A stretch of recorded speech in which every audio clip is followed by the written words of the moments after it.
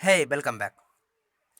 आज हम आप लोगों के सामने पुनः एक वीडियो लेकर आया हूं, जिसमें आज हम बायोलॉजी के बारे में जानेंगे और क्लास 12th का बायोलॉजी हम पढ़ाने का कोशिश कर रहे हैं, जिसमें से जितना हो सके हम बेसिक से बेसिक जानकारी देने का कोशिश कर रहे हैं। तो सबसे पहले हम जानेंगे अब क्या बायोलॉजी, और बायोलॉजी को आज हम बेसिक तरीक़ा से जानेंगे। बायोलॉजी क्या है, बायोलॉजी किसे कहते हैं, बायोलॉजी का मतलब क्या होता है, बायोलॉजी का हिंदी क्या होता है, इसके बारे में पूरा हम जानकारी प्राप्त करेंगे। तो सबसे पहले है बायोलॉजी। तो बायोलॉजी का मतलब क्या होता है? बायोलॉजी का मतलब होता है, अगर हिंदी में जाने तो जीव विज्ञान होता है। अगर पूर्ण रूप में खंडित करके जाने तो बायोलॉजी जो होते हैं दो शब्द से मिलकर बने होते हैं। एक होते हैं बायोज, एक होते हैं बायोज और एक होते हैं लोगोज। एक होते हैं बायोज और एक होते हैं लोगोज। और एक विशेष बात बता दें आप लोगों को कि हम जो ये चैप्टर शुरू कर रहे हैं 12th का, और इसमें सारे चीज़ इसी प्रकार से आपको लिखा हुआ मिलेगा, और आसानी से आप लोग चाहेंगे तो कॉपी पर भी उतार सकते हैं। हर एक क्वेश्चन को आंसर और क्वेश्चन सभी इसी प्रकार से लिखा हुआ मिलेगा। तो आज बेसिक जानकारी प्राप्त करेंगे बायोलॉजी का। तो सबसे पहला बात, बायोलॉजी का मतलब क्या है, बायोलॉजी कितने शब्दों से मिलकर होते हैं, किन शब्दों से बायोलॉजी शब्द लिया गया है और किसने शब्द दिया है और इसका जनक कौन है। तो सबसे पहले बायोलॉजी जो है दो शब्दों से मिलकर बना होता है, बायोज और लोगोज। तो इसका मतलब क्या होता है ये भी समझाएंगे। सबसे पहले जानते हैं बायोलॉजी और जीव या जीव विज्ञान किसे कहते हैं। तो विज्ञान की वह शाखा जिसके अंतर्गत हम जीवों का अध्ययन करते हैं उसे जीव विज्ञान कहते हैं। यानी वह शाखा जिसके अंतर्गत हम क्या करेंगे, जीवों का अध्ययन करेंगे, उसे हम बोलेंगे क्या, जीव विज्ञान। वैसे तो विज्ञान की 3 शाखाएं होती है, केमिस्ट्री, फिजिक्स और बायोलॉजी। तो उसमें से एक शाखा है कौन, बायोलॉजी, जिसमें हम क्या करेंगे, जीवों का अध्ययन करेंगे। और केमिस्ट्री और फिजिक्स में हम निर्जीवों का अध्ययन करते हैं।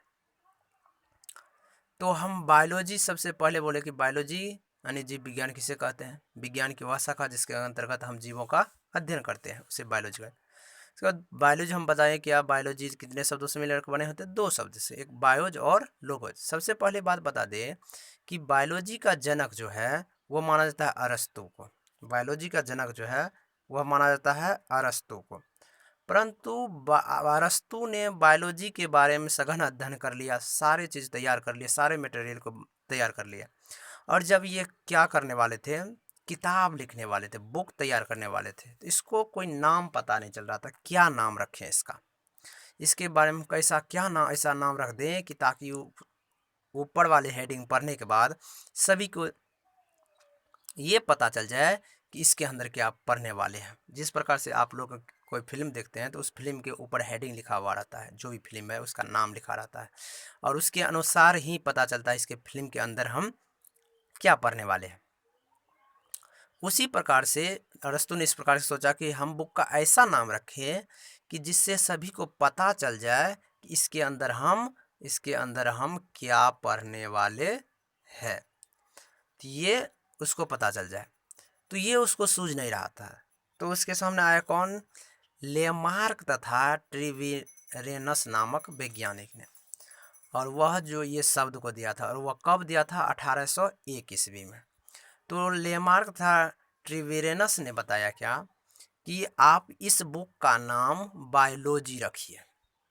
तो अरस्तु ने कहा ठीक है रख देंगे, परंतु इस बायोलॉजी का मतलब हमको समझाइए, बायोलॉजी का मतलब क्या होता है, ये जो नाम आप रखेंगे इसका मतलब क्या होगा। तब जाकर अरस्तु ने बताया कि बायोलॉजी में 2 शब्द होते हैं, एक बायोज और एक क्या होते हैं, लोगोज। तो उसने बताया कि बायोज का मतलब जो होता है वह होता है जीव या जीवन, और लोगोज का मतलब होता है अध्ययन। लोगोज का मतलब क्या होता है, अध्ययन। इस प्रकार से जब अरस्तु को लेमार्क तथा ट्रिवेनस ने बताया तो उसको समझ में आ गया कि ना ये अर्थ सही है, यही नाम रहना चाहिए, और इसी प्रकार से सभी बुक का नाम रखा जाता है। तो उसने लेमार्क तथा ट्रेविनस ने क्या किया था, तो उसने पूछ दिया ये शब्द कहाँ से लाया। तो वो बोला कि बायोलॉजी ये जो है शब्द वह ग्रीक भाषा से लिया गया है। किससे? बायोलॉजी शब्द, या कभी कभी क्वेश्चन पूछ देता है बायोलॉजी शब्द किस भाषा से लिया गया, या बेसिक आप लोगों से पूछ देगा कि बायोलॉजी का मतलब क्या होता है, बायोलॉजी कितने शब्दों से मिलकर बने होते हैं, बायोलॉजी किस भाषा से लिया गया है। तो आसानी से आप लोग इस प्रकार से जवाब दे सकते हैं, बायोलॉजी दो भाषा शब्दों से मिलकर बने होते हैं, बायोज और लोकोज। और यह किस भाषा से लिया गया है, तो ग्रीक भाषा से लिया गया है। तो मुख्य रूप से बायोलॉजी का जनक कौन हो गया? अरस्तु। दूसरा कह रहा है कि उसके बाद आ रहा है कि बायोलॉजी को कितनों भागों में बांटा, अरे कितने भागों में बांटा गया। तो बायोलॉजी को जो है ये दो भाग है, कौन?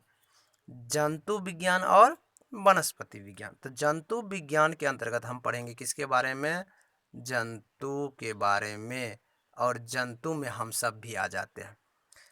तो उसके बाद आता है वनस्पति। तो वनस्पति में हम पढ़ेंगे किसके बारे में? पेड़ पौधा के बारे में। किसके बारे में? पेड़ पौधा के बारे में पढ़ेंगे। किसके अंतर्गत? वनस्पति के अंतर्गत। तो जंतु विज्ञान की अगर परिभाषा आप लोगों से पूछेगा तो इस प्रकार से इसका दीजिएगा जवाब, जीव विज्ञान की वह शाखा जिसके अंतर्गत हम जंतुओं का अध्ययन करते हैं उसे जंतु विज्ञान कहते हैं। जंतुओं में आ जाएगा कौन? हम सब आ जाएंगे, गाय भैंस बकरी, ये सब सारे चीज़, कीड़े मकोड़े आ जाएंगे इसके अंतर्गत। और इसका भी जनक जो होता है, पूछ देगा कि जंतु विज्ञान का जनक कौन है, तो सीधा जवाब देंगे जंतु विज्ञान का भी जनक क्या है? अरस्तु है। कौन है? अरस्तु है। उसके बाद है वनस्पति विज्ञान किसे कहते हैं, तो इसका भी परिभाषा हम लोग आसानी से दे सकते हैं। जीव विज्ञान की वह शाखा जिसके अंतर्गत हम पादप या पेड़ पौधे का अध्ययन करते हैं उसे हम वनस्पति विज्ञान कहते हैं। किसी का भी परिभाषा पूछे तो इसी प्रकार से हम जवाब दे सकते हैं, जीव विज्ञान की वह शाखा, यानी विज्ञान के रिलेटेड जो भी पूछेंगे तो उसका शाखाएं हम इस प्रकार से बता सकते हैं। तो अब यहाँ आता है क्या कि वनस्पति विज्ञान का जनक किसे कहा जाता है। तो वनस्पति विज्ञान का जनक किसे कहा जाता है, यहाँ इसका जनक अलग है। कौन है? थियोफ्रेस्टस को। थियोफ्रेस्टस को कहा जाता है। ये को अलग है और इसी में सट गया है, ये को अलग है।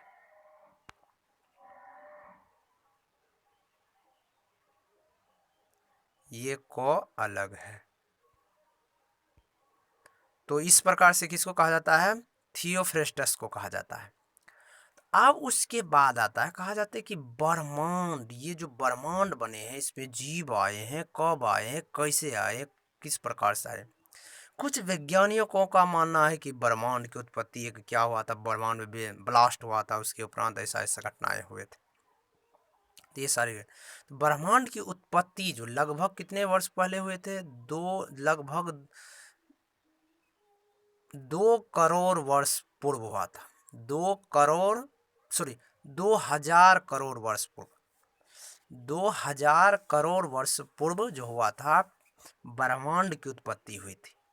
और उस ब्रह्मांड में पृथ्वी की उत्पत्ति कब हुई है, तो पृथ्वी की उत्पत्ति उससे बहुत सारे पश्चात यानी बाद में हुई है, लगभग 450 करोड़ वर्ष पूर्व हुई है ब्रह्मांड पृथ्वी की उत्पत्ति।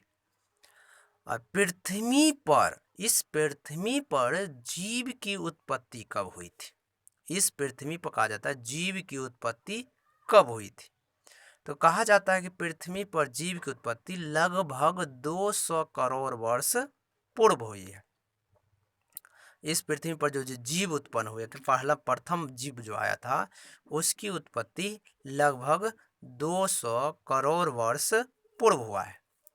उसके बाद अगला क्वेश्चन कर रहा है कि मानव के पूर्वज की उत्पत्ति कब हुई थी, यानी जीव तो उत्पन्न हो गए, उसमें से हम लोग का जो पूर्वज था जिससे हम जाति का विकास हुआ उसकी उत्पत्ति कब हुई है, तो उसकी उत्पत्ति हुई है 150 करोड़ वर्ष पूर्व, यानी लगभग 150 करोड़ वर्ष पूर्व यानी पहले हुई है मानव की उत्पत्ति। इस प्रकार से हम लोग आज क्या प्राप्त किए, बायोलॉजी का बेसिक ज्ञान प्राप्त किए। और आगे हम कल से नया चैप्टर चैप्टर का स्टार्ट करेंगे, वह चैप्टर का नाम होगा जीवों में जनन यानी रिप्रोडक्शन इन ऑर्गेनिज्म। तो इस प्रकार से हम कल इसी प्रकार से आप लोगों को लिखित मिलेगा और इसी प्रकार से हर एक क्वेश्चन का आंसर का आप लोग को इस प्रकार से एक एक पॉइंट को हम बताएंगे। जिस प्रकार से ऑफलाइन में पढ़ाते हैं उसी प्रकार से आप लोग को हम इस प्रकार वीडियो के माध्यम से बताने की कोशिश करेंगे और आप लोग इस प्रकार से लिखते जाएंगे ताकि कोई भी दिक्कत ना हो।